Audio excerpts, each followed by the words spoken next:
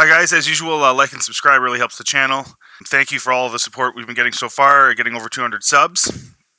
And let's get into this. So, this is why, guys, you don't see, there's all these, Fandom Menace channels and all these channels that go on and on about Kathleen Kennedy, and there's rumors of this and rumors of that, and Filoni and Favreau are going to do whatever they want. Now, mind you, Filoni basically has been in support of all this nonsense anyway. Favreau, I'm assuming, he hasn't really said much, but so I never really got on these bandwagons of like this, there's infighting and everyone's mad. I think there was infighting from the only rumor about any of the infighting I do actually believe is I do believe that a lot of the guys who were employed by George, a lot of the artists and the guys that were dealing with the effects and stuff like that, I think a lot of those guys probably were not thrilled with the stories that they were coming out with in the sequels and stuff. Obviously, you look at the end, how the actors reacted to the ending of The Rise of Skywalker, right with JJ sitting there in the interview. What was your reaction to the end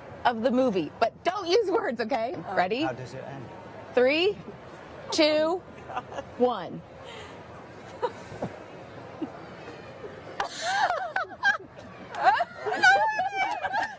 I'm not sure what Daisy was looking around.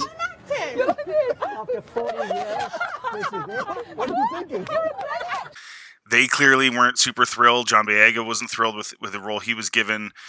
Daisy Ridley showed some trepidation at the very least. She wasn't super thrilled. So there were people involved that weren't thrilled. But the idea that that because a bunch of actors or some other people or artists or whatever were unhappy, obviously Mark Hamill as well, were unhappy, that didn't automatically translate into, oh, well, Chapek's going to fire Kathleen Kennedy. That doesn't automatically translate into that. I can see if somebody thought that because of the way things have gone with the financial side of Star Wars and how each subsequent movie has gone down further. But in terms of money and stuff, and we'll get into that in this article here from Bounding Into Comics, but I never jumped on that bandwagon, and there's a reason. When things are rumors and stuff like that, it's okay to talk about them, and of course address them as rumors and stuff. But with many things, it takes time for the truth to come out and for information to come out. So again, that's why I've never bought any of this stuff. So Kathleen Kennedy's been around for a very long time. She's been involved in major productions for a very, very long time. And she's the executives in Hollywood really, really like her. Whether I like her or not, whether I like what she's putting together or not, they do. And like Mark Hamill said, in the lead up to The Last Jedi, all that they really care about is making money. Which again goes back to, well, the money isn't as great as it could have been, but it's still pretty good, right? With The Mandalorian and stuff. So here we go. Rumor that they're gonna renew Kathleen Kennedy's contract. Yeah, like nothing is surprising about this. Sorry about some of this stuff not loading. My internet's being weird. They're just ads, I think, anyway. But excuse me. Sutton states. Mike Sutty from Gleekosity states, sources indicated there were never any discussions to fire Kathleen Kennedy, despite rampant online speculation and rumors. And maybe there was, maybe there wasn't, but she's not going anywhere, guys. It's not like Kathleen wrote or directed any of those films. In Disney's minds, they brought in billions to their bank accounts. Exactly. Another source told Sutton Kathleen Kennedy won't be Lucasfilm president at this point, only if she decides to retire. Exactly. Disney strongly believes she will continue guiding Star Wars to greater heights. She will have the power she always had. Exactly. Nothing surprising about this whatsoever. Current Disney CEO Bob Chapek has lavished praise on her. Exactly. Back in March, Chapek appeared at a virtual conference hosted by Morgan Stanley, where he was asked by Morgan Stanley's Ben Swinburne, "What are you guys doing? What are you and Kevin and the team doing to make sure that Marvel continues to thrive, particularly as you weave in Disney Plus and the amount of content coming to us is going up pretty dramatically?" And Chapek answered by praising Kennedy, and he responded, "I would say that the situation is the same for Marvel as it is Lucas, and it goes to speak to the talent of not only Kevin and his team, but Kathy and her team over at Lucas. We are really fortunate to have both groups being led by such stellar creative talent." Now, I don't understand that personally. Maybe I don't know enough about Kathleen Kennedy. Like, I don't she was a producer on a lot of George's films and stuff. But in reality, I mean, I don't know how much of a contribution she was making in terms of creative stuff.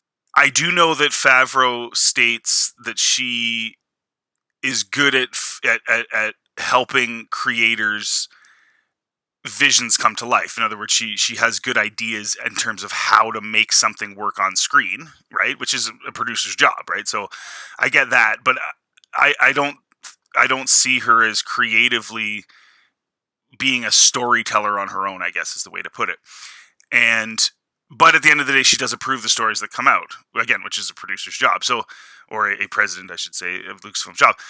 I guess all I'm saying is that the stuff that's been coming out is coming out from these guys and coming out like when Luke is a donkey in The Last Jedi. That's Filoni was fully in support of that. You know, they couldn't think of any other way to make Rey, to elevate Rey in their eyes to the audience. I didn't elevate her in my eyes at all as the audience, but they couldn't think of any other way other than diminishing Luke, and that's the sad state Star Wars is in right now. Lucasfilm is in right now, is that these guys and everyone thinks these guys are so amazing. I get it. Filoni's a fan of Star Wars. Favreau's a fan of Star Wars. I'm a fan of Favreau, going all the way back to Rudy, you know, when he plays D-Bob. But he worked on Elf, which is a hilarious movie and stuff like that. I like Favreau, but that doesn't mean that they were right for Star Wars, that they're going to be good for Star Wars lore or the continuity or any of those things. So I never bought into this, and I'm glad I didn't, because you know, now all these guys that were floating this nonsense, now, you know, it's nonsense. So it's really Chapek showered more praise on Kennedy and Feige. That's where they're at their best, managing that mythology. So there are little pieces here and there that are dribble, and then they all connect. It's really amazing. Geniuses. Like, guys, he thinks she's a genius. She's not going anywhere. Like, she's not a genius, I don't think, but whatever, man. He wanted to call Kennedy an absolute treasure for us. Just like Kevin and Kathy and Sean at the studio, Jimmy, Dana, Peter, and John are absolute treasures for us from a creative standpoint, driving this machine, but giving you the type of content that you saw at the investor conference, which I thought was a joke. You're going to have 10 shows to explain Palpatine coming back? Really? Or I guess 9, because Bad Batch is in a different time frame. Like, really? Like, the amount of hoops that this company is willing to go through to support the nonsense story that they put together for the sequels. And now the amount of money they're going to spend to try and make those stories palatable and make them make sense, because currently they make no sense. Nothing about it makes any sense. And the explanations we've been given so far are so bad. Anyway, but hey, it doesn't matter. If the executives think it's good, it doesn't matter how many fans. It doesn't matter if The Last Jedi was a 50-50 split with the fan base and half the fans didn't like it. If the executive thinks it was good or thinks the job being done is good, then that's it. It doesn't matter. They don't care about us as long as it makes money. Now this is where it does get interesting, is with the money. Under Kennedy's leadership, Star Wars has seen its box office hauls massively decline, as reported by the numbers. The Force Awakens grossed over $2 billion. It earned $936, blah blah blah, and it earned $191 in domestic video sales. Then The Last Jedi, you know, you see here 1.3, 620. So the numbers are dropping. You know, there's a 30% drop at least. The Rise of Skywalker 1 domestic. So from, if you compare Force Awakens with Rise of Skywalker, it's gone down like 40% or more, 45%. When you look at A New Hope compared to Return of the Jedi was about 15% less than A New Hope. So the sales held fairly firm in the original trilogy. But I mean, whatever. Kennedy also oversaw the first Star Wars box office disaster with Solo. The film earned less than $400 million at the global box office. Its domestic video sales only totaled $56 million. The film had a production budget of $275, and it's also important to note here that $275 was the production budget, but the studio also had to pay for marketing, all types of things. So it's very likely that Solo, if it was lucky, broke even. Sutton claims an insider argued that the original trilogy sequels, 1980's Empire Strikes Back, and it couldn't top 1977's initial Star Wars either. And that's true. And that's what I was just saying. But the original Star Wars films made... Okay, no, see, he's not giving when I do this, I'm looking at the adjusted for inflation. If you adjust Return of the Jedi with Star Wars for inflation, it's 15%, and the same with this. It's closer to about 40% decline, not 48%. When you adjust for inflation, okay. Not only did the box office decline, but so did fan scores and ratings. The Force Awakens weighed in at 7.8. Last Jedi weighed in an average of 7. Rise of Skywalker 6.5. Okay, now that's IMBD. My 50-50 split was coming from Rotten Tomatoes. I do know that Star Wars Theory also had a big poll that got over 250,000 people responded to, which is a lot of people, and The Last Jedi was at like 25%. So I'm going to say 50-50 is fair. I think that's fair. And then all three of the originals were over 8, so people continued to like them. Obviously, Kennedy also overseen a massive decline in toy sales. Yeah, and that's huge. But again, if the executives don't care, he stated, "I will say, from what we have seen, the sales on the products from 7 to 8 were not too strong. We're not too strong. They were really bad, right?" So he's being diplomatic because he likes her. Obviously, they like her, guys. Like, there's nothing you can do. Fortunately for Kennedy, the decline in Star Wars toy sales for their sequel trilogy films was offset by The Mandalorian. See, The Mandalorian offset it. And I said to everybody, The Mandalorian is there to explain why Palpatine was able to come back. With the blood of this kid and there's all sorts of continuity issues with that. Why didn't they? I have a whole video about the Grogu problem. I have a video about the Luke hand in the comic book and all this garbage that they're bringing to try and justify Palpatine coming back. It's an incredible amount of investment just to justify this ridiculous return of Palpatine.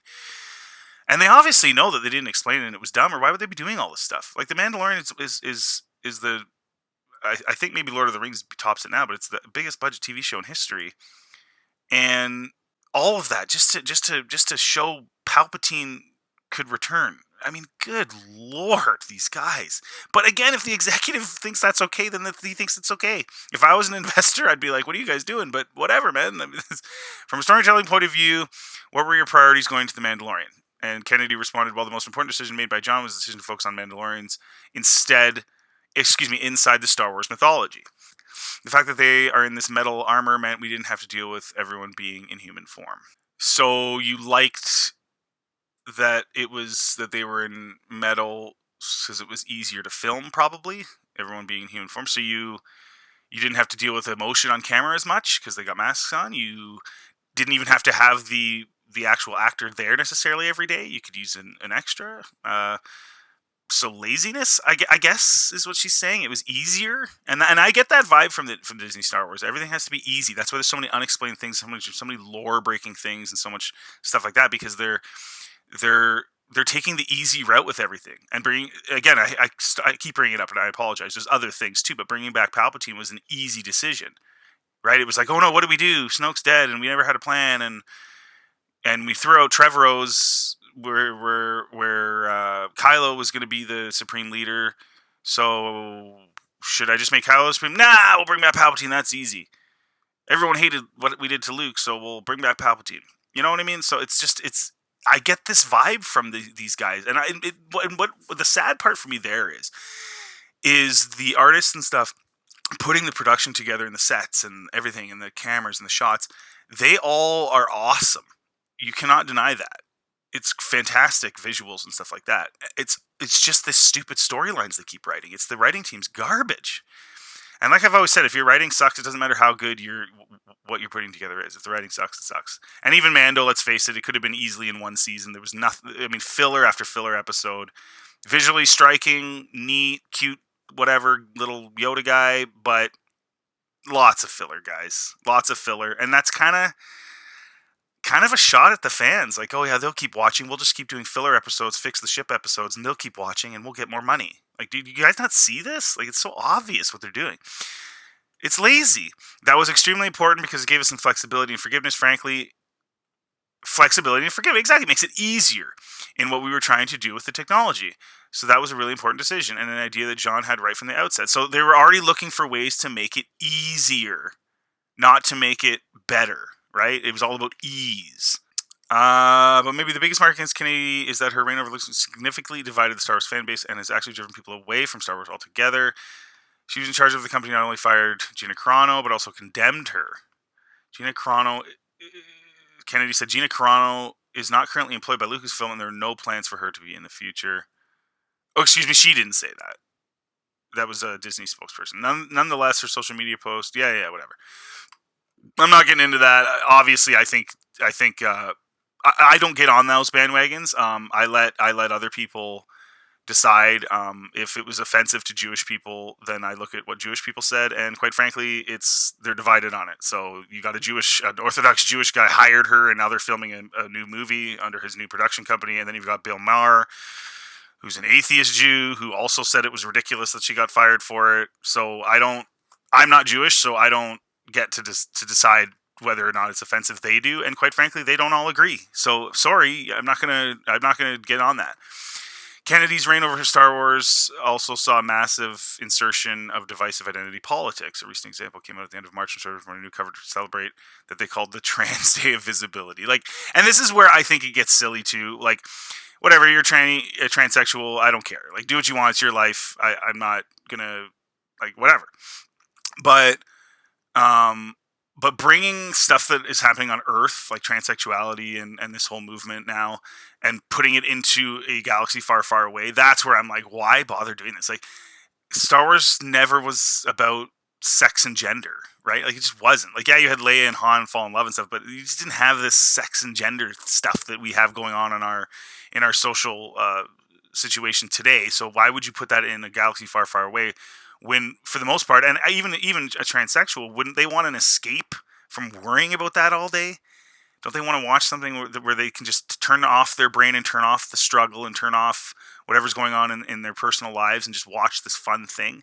I mean, maybe I'm wrong, but that just seems like it would be for me. So anyway, I just thought it was silly. Whatever. It is what it is. Divisive identity politics, but the creators the company hired would actively attack long-term fans. Yeah, and this was bad. Rian Johnson infamously referred to critics of The Last Jedi as man babies when one Twitter user expressed his opinion that The Last Jedi was awful to Twitter user Geek Girl Diva. Johnson replied, "Don't feed the man babies." Yeah, and I mean, we've all seen this. I mean, there's a few of them that have said some pretty stupid things. What do you make of this new movie? I do. I mean, I don't think they have any intention of splitting ways. And guys, here's the final point. Even if they do, everything you're seeing that they're trying to use to explain Palpatine coming back, whether it's the comic books, the shows, the this and that, all of it has been written by the supposed saviors, Filoni and Favreau. These guys are part of it. The writing team will be there. So this idea that if she walks away, that all of a sudden they're going to stop, decanonize all this stuff, decanonize, everything that's come before it, so that decanonize everything and then redo it properly or fix it somehow. No, guys, it's done. What it is what it is now. And it's going to keep going forward, and then they're going to have all these shows explaining this stuff. And it's sad, is what it is. I'm saddened by this. But it was always going to be this way. So this whole Kennedy thing and all those guys that have been doing videos about her and the rumors and this and that, it doesn't even really matter, guys. It's still going to suck anyway. It's going to suck. It's a stupid storyline. They screwed it up. The writers screwed it up. So if you want a visually stunning, contradictory story that contradicts itself and has continuity problems for what came before it, then have at her. Have the mindless sit down and enjoy it. There's nothing wrong with that. And if you're like me and you loved, or at least love the old Star Wars, you just still love it. And you just say to the new stuff, well, it's sort of dumb. So anyway, that's my spiel, guys. As usual, please like and subscribe and have a good day.